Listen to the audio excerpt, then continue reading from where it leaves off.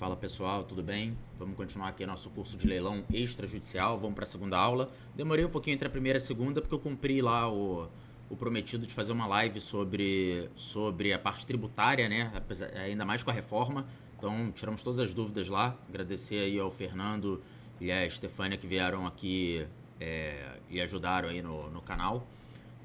Quem não viu, procura aí essa live, bem importante, né? Até para todo mundo que tem imóvel, que vai comprar, alugar, etc., saber o que vai acontecer com a reforma. E agora vamos voltar aqui para o curso de leilão extrajudicial, né? O famoso leilão de bancos. Então vamos botar a apresentação aqui. Bem, chamei essa aula aqui da inadimplência ao leilão. Lembrando, leilão de banco é a pessoa que financiou o imóvel e deixou de pagar, né? É isso que acontece. Então, vai ter que ter uma inadimplência aí. Bem, inadimplência do devedor. Botei aqui a Lei 9514, que é a Lei de Alienação Fiduciária.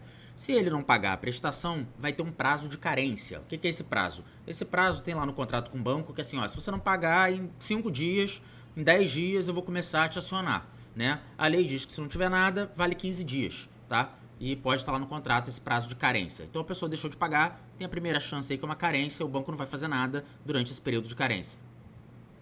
Bem, passou a carência, o banco tem que constituir o devedor em mora, né? O que é isso? Ele vai ter que notificar esse devedor e dizer, ó, você está em mora, você vai ter que pagar. Então, eu coloquei aqui, vamos deixar aqui só a apresentação.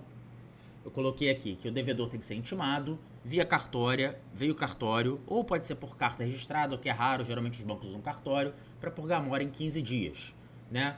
Botei aqui um detalhe de intimação por hora certa e por edital, depois a gente entra nisso. E o que acontece se ele não purgar a mora?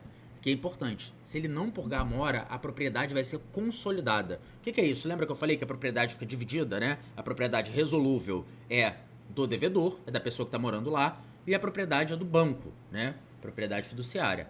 Aqui, ela vai se consolidar, ela vai virar do banco. Então, o imóvel é do banco. Ele pode fazer o que ele quiser? Não. A gente vai ver isso agora aqui. Então, vamos voltar. Não purgada a mora, a propriedade será consolidada em nome do banco. E aí ele está dizendo que ele vai ter que averbar, né, essa consolidação. Então, fiz um fluxograma aqui para ficar bem entendido, depois a gente continua a aula. Inadimplência, começa a carência, vem a intimação pelo cartório, e ele tem 15 dias para ir lá no cartório purgar a mora. Lembra, ele teve o prazo de carência, primeira chance, sem o banco fazer nada. Agora ele já tem que ir no cartório, já tem que pagar uma série de taxas que a gente vai falar depois.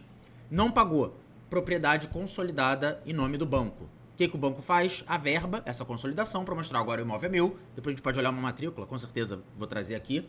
E depois dessa averbação, a gente vai chegar nos leilões, que é o nosso curso aqui. Bem, fiz aqui um aprofundamento um pouco sobre a intimação para purga da mora. Vamos trabalhar aqui.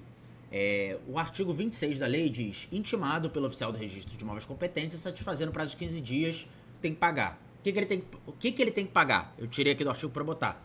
As prestações vencidas até a data do pagamento, os juros, os tributos, os condomínios devidos e as despesas da própria intimação. Então, se a pessoa for no cartório, ela tem que pagar isso. E se ela paga isso, ela continua com o financiamento dela, tá? Ela não perde o financiamento nesse caso. Sobre aprofundamento, que eu tinha falado sobre intimação, primeiro eu falei sobre o que tem que pagar, né? Sobre intimação. Intimação por hora certa. Tá aí para quem quiser estudar direitinho, mas o que é isso? O oficial de justiça, o oficial do cartório, ele vai lá intimar e a pessoa, vem uma pessoa no portão e fala, ele não tá, ele só tá aqui de manhã. Aí ele chega de manhã e fala, ele não tá, ele só tá aqui de tarde. E o oficial ali que tem experiência vê que a pessoa tá se ocultando. Ela tá dificultando essa intimação pra não ser intimada e não começar a contar os 15 dias dela. Enquanto isso, ela tá morando lá no imóvel, né? Vale a pena. Então, o que a lei manda? O oficial tem que ir pelo menos 2 vezes. Ele tem que suspeitar que se ocultou. Porque é diferente, se o cara chegar e falar, ó, mudou, tá no endereço tal. Aí a gente vai ver também o que pode acontecer, mas a princípio, ele não tá se ocultando. Aí o que ele vai fazer? Ele vai intimar qualquer pessoa da família, ou se não tiver ninguém da família, um vizinho, dizendo assim, ó, amanhã eu tô voltando aqui e vou intimar ele estando aqui ou não. E aí ela volta lá, o oficial volta no dia seguinte e vai considerar a intimação realizada em qualquer pessoa, ou naquele vizinho que ela tinha falado já, ou tem outro vizinho ou outra pessoa da família. Ela já marcou, a pessoa era pra estar lá e não tá. Então essa intimação por hora certa. Por isso chama hora certa, porque ele avisa, amanhã eu vou aí em tal horário e vou intimar. Bem, intimação por edital. O que é edital? Edital é uma intimação que a gente chama no direito de ficta, que a gente sabe que a pessoa não vai ver, não vai ler, mas a gente tem que fazer alguma coisa se essa pessoa está sumida. Então, quando você pode fazer a intimação por edital? Quando a pessoa está em local não conhecido ou inacessível. Agora, olha aqui uma coisa interessante da lei, que vai considerar que não é conhecido esse lugar se ele não está no imóvel financiado, que ele disse que comprou ali para morar, e não avisou. Então ele tem uma obrigação de avisar o banco que estou me mudando. Por isso que no exemplo anterior que eu falei que a pessoa diz, ó, se mudou e dá o endereço, cabe aqui uma intimação por edital. Bem, tem aqui na lei que se ele fornecer o e-mail, também tem que mandar por e-mail essa intimação, tá? E aqui tá errado no final ali, a ida no último dia útil para intimar, era da hora certa, né? Ficou ali errado. Mas é isso. E como é que faz a citação por edital, a intimação por edital? Publica 3 vezes jornal de grande circulação. É isso, tá? E aí os 15 dias vão contar da última publicação. Então, é isso, uma aula bem curta aqui. Falamos sobre da inadimplência ao leilão. Ah, Lucas, e cadê o leilão? Leilão a gente fala na próxima aula. Valeu, um abraço.